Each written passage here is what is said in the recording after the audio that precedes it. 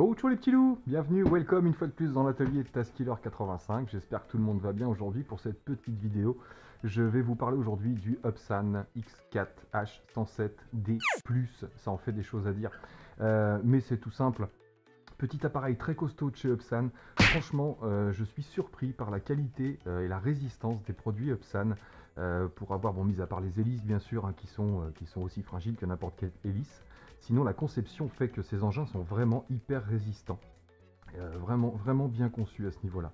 Donc ce petit Upsan va nous apporter un peu de FPV, un petit peu d'image aérienne parce que les vidéos sont assez propres. Donc de quoi ça se compose? On a 4 petits moteurs brushed, on a 4 diodes qui sont super visibles puisqu'elles sont sur l'extérieur, contrairement à beaucoup d'engins où c'est vers le bas. Donc très visible pour les petits vols de nuit. On a une petite batterie rackable ici sur l'arrière de l'engin. Tac, qu'on retire comme ça, donc 3,7 V en 520 mAh, qui donne à peu près 7-8 minutes de jeu selon si vous filmez beaucoup, etc. On a un interrupteur de mise en route qui est en dessous, comme beaucoup de Upsan, ici il faut maintenir appuyé pour le mettre en route. On a la petite antenne ici puisqu'on est en 5.8 GHz, donc parfait pour le FPV. Et on a également une petite carte mémoire, tac. Moi j'ai mis une 8 un petit peu plus puissante pour avoir des belles images puisqu'on est en 720p. Donc voilà le petit engin en lui-même, la petite caméra 720p ici, donc assez fiable, vous allez voir les images sont assez propres pour ce genre de petit engin. Donc parfait pour l'indoor, s'il ne fait pas beau dehors, vous pouvez le manier à l'intérieur, mais parfait aussi pour l'extérieur, bien évidemment, il ne faut pas qu'il y ait trop de vent, vous imaginez bien, l'engin n'est pas trop lourd, hein, il doit faire un peu moins de 100 grammes, beaucoup moins de 100 grammes même. Donc voici sa petite télécommande bien sympa. On va retirer tout de suite hop, le petit cache. Je vous attendais pour le retirer. Et en fait, la mise en route est très simple. Donc sur cet engin-là, vous aurez possibilité de passer en mode 1 ou en mode 2, selon vos habitudes, si vous préférez le throttle à gauche ou le throttle à droite.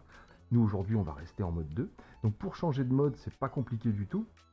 Voilà, une petite notice. Ah, je ne vous ai pas parlé de ce qu'il y a avec l'engin. Donc on a une petite notice en anglais qui est pas mal expliquée du tout.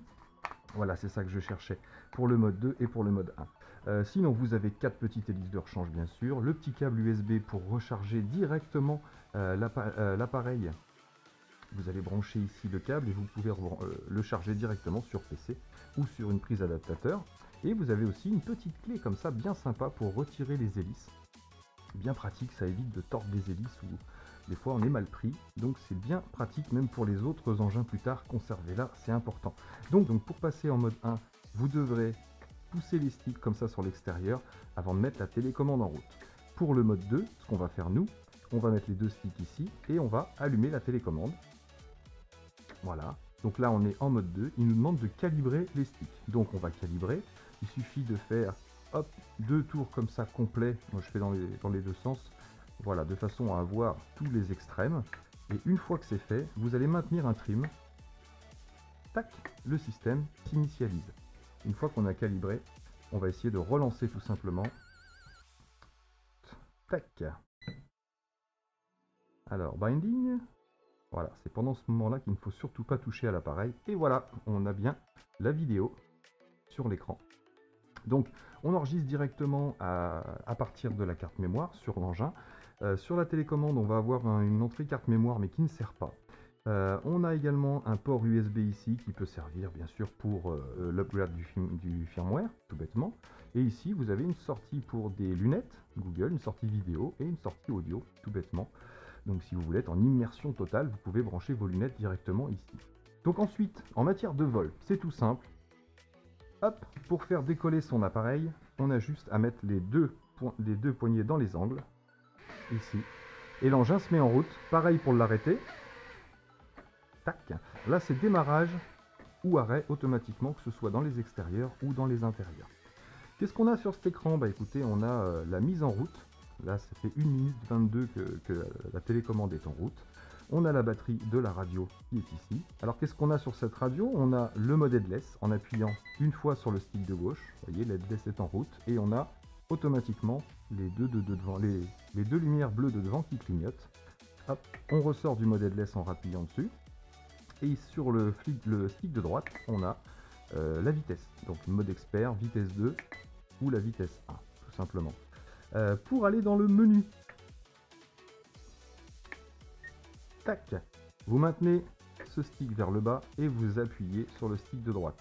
Donc cette reverse, ça c'est pour inverser les commandes, on n'y touche pas. Pour régler la sensibilité, on va à droite. Et là, on est en mode normal, donc le mode simple, le mode 1 on va dire, et le mode 2 qui est à 100%. Ça c'est pour la sensibilité des vitesses tout simplement. Donc on va ressortir. Exit, tac. On a la fréquence en 5.8 GHz, donc là on n'y touche pas non plus, bien sûr. Et la sortie qui est là. Donc on a ici un bouton pour les photos et un bouton pour les vidéos. On va tout de suite, tac, voir ce que ça donne.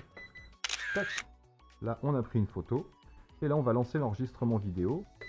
Tac, un appui sur record et on a les deux lumières qui clignotent sur l'arrière pour signaler qu'on est en enregistrement. Alors petit décollage en indoor, c'est parti.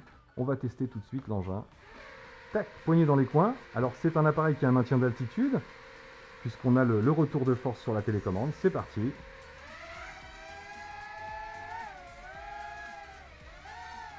Alors on va lui régler sa hauteur avec le baromètre.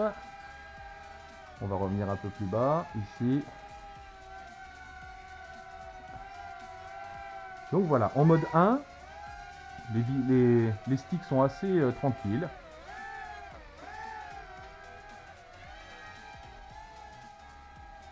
Hop, donc voilà, il faut lui laisser prendre son maintien d'altitude. Alors on peut régler les trims bien sûr si on a besoin, si on a un décalage en intérieur. Là c'est plutôt propre, c'est plutôt pas mal. Donc voilà pour la première petite balade avec le Upsan H107D+. Donc pas de protection d'hélice sur celui-ci, hein, donc attention en intérieur les enfants. Allez pas frotter les obstacles. Donc voilà pour la vitesse 1. Tac. Voilà pour les transitions. On va passer en vitesse 2. Tac. Rotation en vitesse 2 qui n'accélère pas énormément.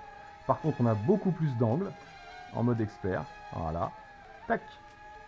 On va voir pour l'enregistrement. On va repasser en vitesse 1. Hop là.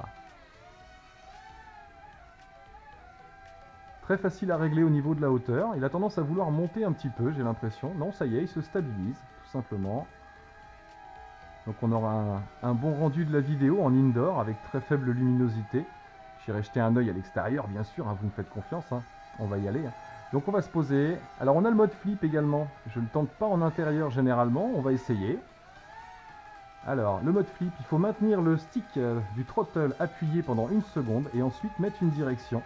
On va se le tenter ici, même s'il n'y a pas trop de place. Je maintiens et je mets une direction droite. Oh, parfait ma foi. Il reste pas mal en place. Regardez, j'appuie sur le throttle et je mets une direction. Ouais. Ah bah écoutez, le flip est plutôt propre. Bon écoutez, on va se poser tout de suite. Je vais garder un peu de batterie pour aller dehors. Donc je me mets au-dessus, hop, je descends.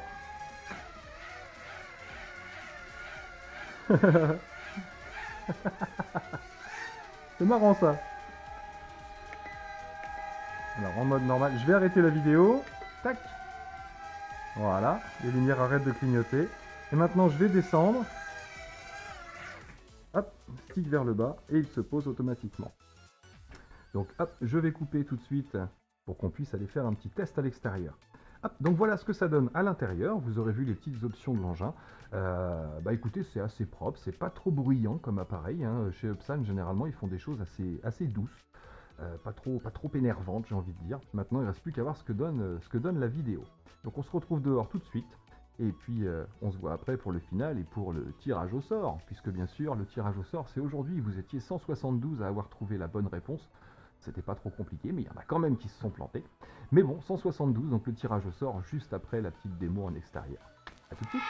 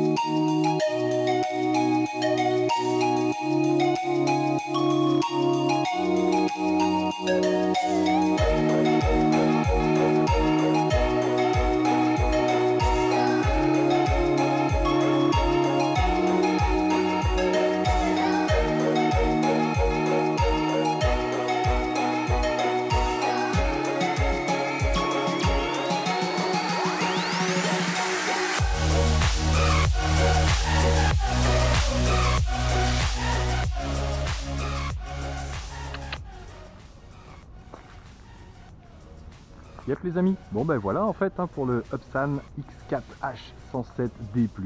Moi franchement j'aime bien, c'est rigolo, ça tire son altitude, ça fait des belles petites images. C'est pas un gros joujou à pas sortir quand il y a beaucoup de vent, mais en attendant, pour se faire un petit peu au FPV, pour avoir un engin tout en un, et ben c'est plutôt pas mal. Puis Upsan, c'est costaud, on peut y aller. Allez, prévoyez juste des hélices supplémentaires parce que il n'y a pas de protection sur celui-ci. Donc c'est assez fragile. Et donc voilà, juste ça à prévoir, c'est tout. Yep les amis, on se retrouve devant le PC, on va faire le tirage au sort pour le concours, pour savoir qui a gagné le fameux Remo Hobby, le petit Bigfoot que j'avais mis en jeu. Donc oui, il y avait bien 10 360 dans la vidéo, fallait pas en enlever parce qu'ils étaient moches, fallait bien tous les compter. Donc voilà, voilà tous les participants, vous avez été 172 à me donner la bonne réponse. Donc je vais prendre ces 172 participants qui sont là, vous connaissez le principe maintenant. J'emmène tout ça, tac, copier, et on va se retrouver sur le site de tirage au sort, ici, Enter, bim, tac. Alors on arrive sur le site que vous connaissez bien pour le tirage au sort. Ici, je vais coller les 172 participants, voilà, qui ont trouvé la bonne réponse. Donc les 172 sont ici, on n'a plus qu'à tirer au sort. Attention pour le Remo Hobby qui a gagné le petit Bigfoot. C'est parti dans 3, 2, 1. Paf! Mélémèche, le numéro 120, Mélémèche, tu as gagné un Bigfoot. Donc Mélémèche, j'attends que tu m'envoies un petit message sur la vidéo, dans les commentaires, pour me dire que tu as bien compris que c'est toi qui avais gagné. Après ça, tu m'envoies un email. Mon mail est dans la description de la vidéo. Tu m'envoies un email pour que je prenne tes coordonnées et que je puisse t'envoyer ton cadeau. Félicitations Mélémèche, t'as gagné un Remo Hobby Bigfoot. Bon bah là-dessus les amis, moi il ne reste plus qu'à vous dire au prochain concours, j'ai envie de dire. Et j'espère que vous aurez plus de chance, tous ceux qui n'ont pas gagné. On fera peut-être un truc un petit peu plus compliqué, de façon à ce qu'il y ait moins de participants pour le tirage au sort. Allez, bah là-dessus il ne me reste plus qu'à vous dire, moi à bientôt dans mes vidéos. Plein de choses à vous montrer par la suite, hein. On va voir du petit FPV Racer. On va se mettre un peu plus dans le FPV. J'attends encore des nouveautés. J'ai eu des nouvelles de mon ami Ali de chez Wayum Toy. J'ai reçu le tout dernier flanker noir version FPV. Il va falloir que je vous montre ça. Et j'ai des petits joujoux bien sympas. Faites pas attention aux petits parottes. Celui-là, je me le suis acheté en loose day parce qu'il était en promo à Utechno. Rigolo d'ailleurs. Mais j'ai deux petits engins là qui sont faits pour se fighter en indoor comme à l'extérieur d'ailleurs. Mais en indoor, c'est encore mieux. On va pouvoir faire des petits combats à 1 contre 1, je vous dis que ça. Bon, allez, il me reste plus qu'à vous dire à bientôt dans mes vidéos. Portez-vous bien, ciao ciao.